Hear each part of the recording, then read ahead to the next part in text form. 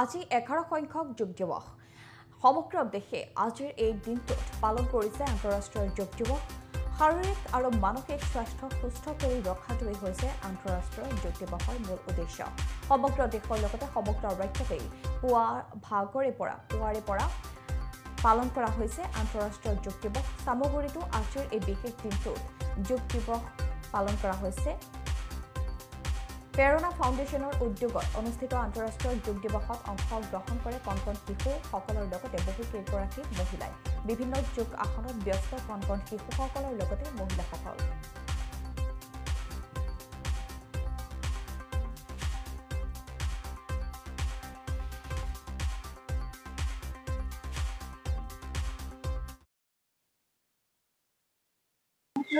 বৰ্তমান সময়ত মানে যুগৰ প্ৰয়োজনীয়তাক বহুতে অনুভৱ কৰা হৈছে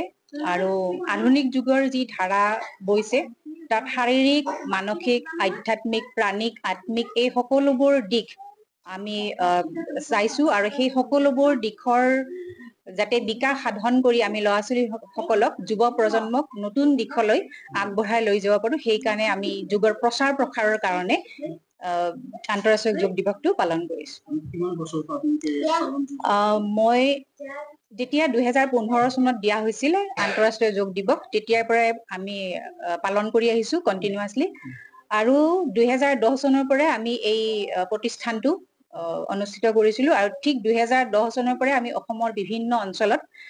বিনামূলীয়া যোগ আমি দিছিলো আৰু ইয়াৰ উদ্দেশ্য আছিল সামাজিক মানে সমাজৰ সংস্কাৰ শাৰীৰিক মানসিক আধ্যাত্মিক প্ৰাণিক এই সকলোবোৰ আত্মিক এই সকলোবোৰ বিকাশৰ জৰিয়তে কেনেকৈ সমাজৰ সংস্কাৰ কৰি আগবঢ়াই লৈ যাব পাৰি সুখ আৰু সমৃদ্ধিৰে পৰিপূৰ্ণ কৰি সেইটো কাৰণে আমি এই প্ৰচেছটো লৈছিলো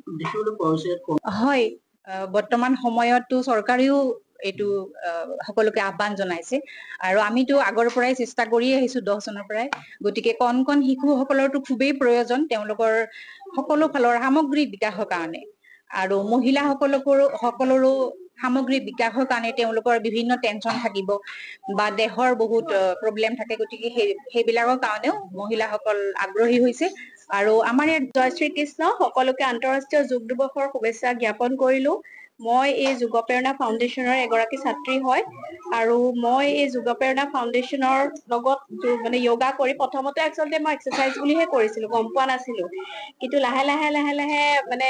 গুৰুবাই যেতিয়া মেডিটেশ্যন দিবলৈ ললে মেডিটেশ্যনৰ ফলত মই বহুতখিনি উপকৃত হৈছো কাৰণ প্ৰথম কথা হ'ল পজিটিভিটি আমাৰ আজিকালি পজিটিভিটি নাইকিয়া হৈছে গতিকে পজিটিভিটি আনিবৰ কাৰণে আমি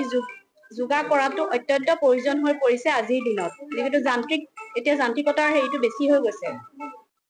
মই বহুতখিনি পজিটিভিটি লাভ কৰিছো আৰু প্লাছ মই বহুতখিনি পজিটিভিটি লাভ কৰাৰ লগতে বেমাৰ মোৰ থাইৰয়ডৰ প্ৰব্লেম আছিলে সেই থাইৰয়ডৰ প্ৰব্লেম বৰ্তমান মোৰ থাইৰয়ড নৰ্মেল আৰু মই তেওঁৰ জৰিয়তে গুৰুমাৰ জৰিয়তে মই মানে ঈশ্বৰক লগ পাইছো বহুতখিনি মোৰ মাজত পজিটিভিটি যিখিনি মই ভাষাৰে কৈ প্ৰকাশ কৰিব নোৱাৰিম গতিকে তাৰ কাৰণে মই গুৰুমাৰ ওচৰত ৰেখামণি বাইদেউৰ ওচৰত চিৰকৃতজ্ঞ আৰু মই এটাই কথা ক'ব বিচাৰো মোৰ মাৰ পিছত যদি মই কাৰোবাক স্থান দিওঁ সেয়া তেওঁৱেই হয় মই সদায় কৰাটো বিচাৰো কাৰণ এইটোৰ প্ৰতি মোৰ এট্ৰেকশ্যন এতিয়া নহয় সৰুৰে পৰা এট্ৰেকশ্যন আছিলে মই ক্লাছ 3 পৰাই কৰিছিলো তেতিয়া মই বেলেগৰ থ্ৰুদি কৰিছিলো তাৰপিছতে ইভেন মোৰ 2018ত ছোৱালীজনী হোৱাৰ পিছত 2 বছৰ মই ষ্টপ কৰি ৰাখিছিলো তাৰপিছতে মই বাইদেউক কণ্টেক্ট কৰিলো যে বাইদেউ ইয়াতে কৰাই বুলি মই নাজানো কণ্টেক্ট কৰাৰ পিছত 2020ৰ পৰা মই কণ্টিনিউৱাছলি কৰিছো বৰ্তমান মই অনলাইনত কৰো যিহেতু আজিকালি অনলাইনৰ সুবিধা হ'ল গতিকে মই অনলাইনত কৰো আৰু ইয়াতে মোৰ ছোৱালীও আছে মোৰ ছোৱালীয়ে কৰে মোৰ ছোৱালীও এনেকুৱা মানে এটা আহি গৈছে যে গুৰুমা বুলি ক'লে তাই এটা বেলেগ ফিল হয় মানে বেলেগ এটা এনাৰ্জি পায় তাই আৰু এনেকুৱা হয় যে তাই মানে নিগেটিভিটি বোলা বস্তুটো নাইকিয়া বহুতখিনি ইম্প্ৰুভমেন্ট পাইছো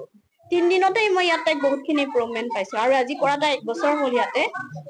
গতিকে মই ক'ব বিচাৰো সকলোকে ক'ব বিচাৰো আপোনালোকে আহক য়োগা কৰক অকল ইয়াত বুলিয়ে মই এইটো ক'ব বিচাৰা নাই যে তেওঁৰ ওচৰলৈ আহক বুলি য়োগাটো আজিৰ দিনত বহুত প্ৰয়োজন